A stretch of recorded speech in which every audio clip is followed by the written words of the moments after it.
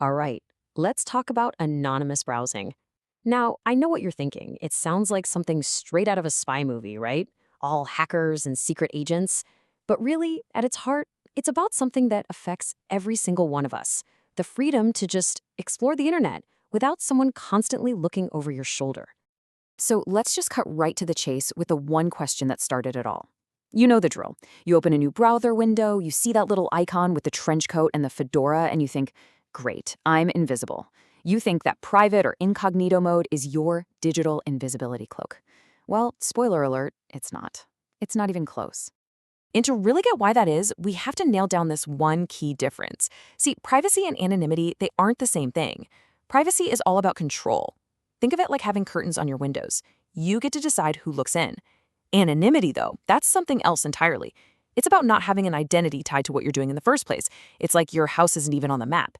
And for the rest of this explainer, that's our goal, true anonymity. Okay, so if incognito mode isn't the magic bullet, what exactly are you leaving behind every time you go online? Well, every single time you browse the web normally, you're leaving this trail of digital breadcrumbs. It's a footprint that's way, way more detailed than you probably imagine. So what are we talking about here? Well, there's the obvious stuff. Your IP address, which gives away your rough location, tracking cookies that follow you from site to site. But the real kicker, the thing most people don't know about, is your browser fingerprint. It's this incredibly unique profile that's built from your computer's specific settings, and it can identify you even if you block cookies. This is the invisible trail we're going to learn how to cover up. So, how do we fight back? How do we erase that trail? Well, I want you to think of it like climbing a ladder. You can't just magically teleport to the top. Each rung you climb gives you another, stronger level of protection. And we're going to climb this ladder together, step by step, from the basics all the way to the most advanced techniques out there. And here we are at the very first rung, basic privacy. Yep, this is your standard, everyday incognito mode.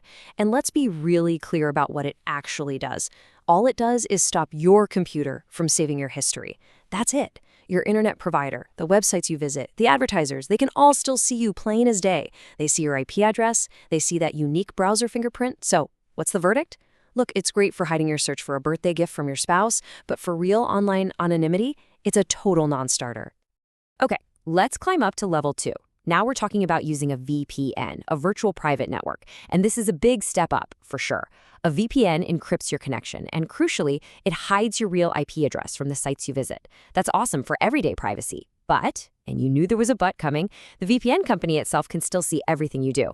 Plus, it does absolutely nothing to hide that unique browser fingerprint we talked about. So we're getting warmer, but we are definitely not anonymous yet.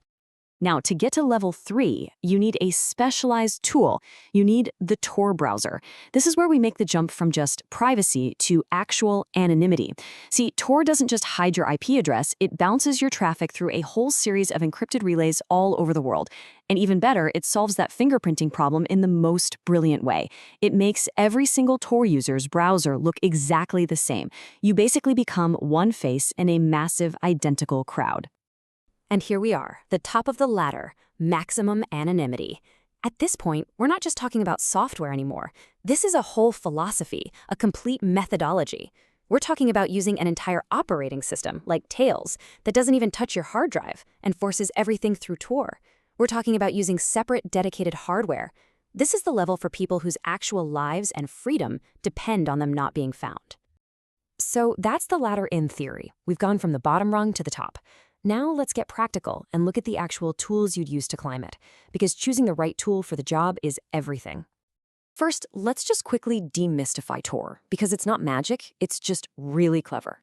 They call it onion routing for a reason. Imagine you write a message, put it in a box, and lock it. Then you put that locked box inside another locked box, and then another one. Each stop on its journey around the world only has the key for one layer. By the time your message gets to its destination, the last guy in the chain knows where it's going, but he has no clue where it came from. It's just a beautiful, simple, and seriously effective system.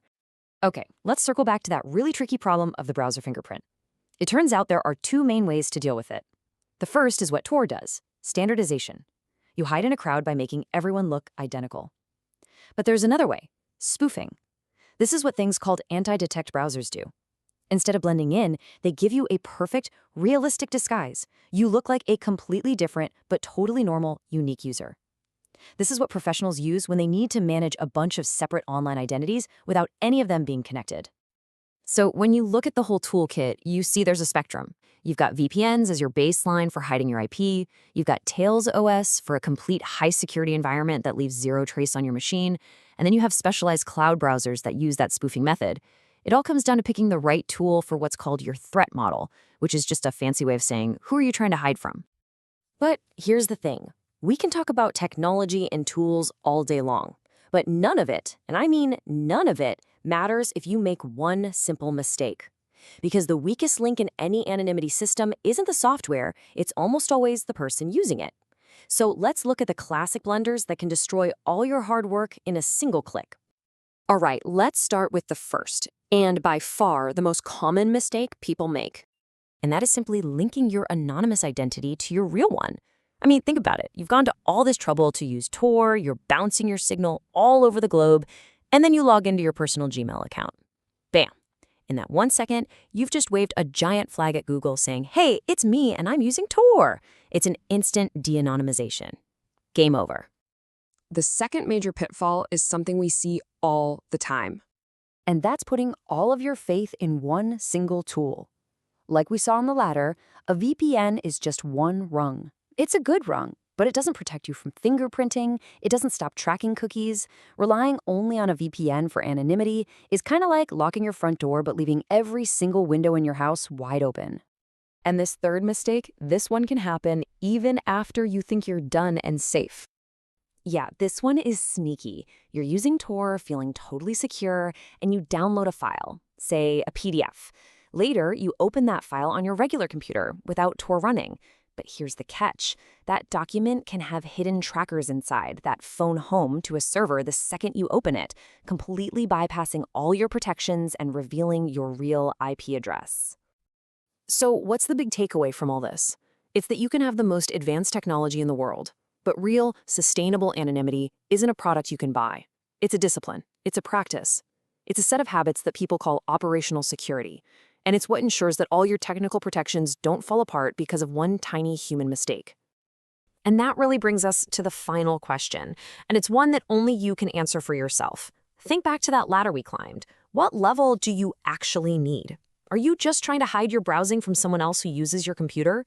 Hey, level 1 might be all you need. Are you a journalist trying to protect a source or an activist living under an oppressive government?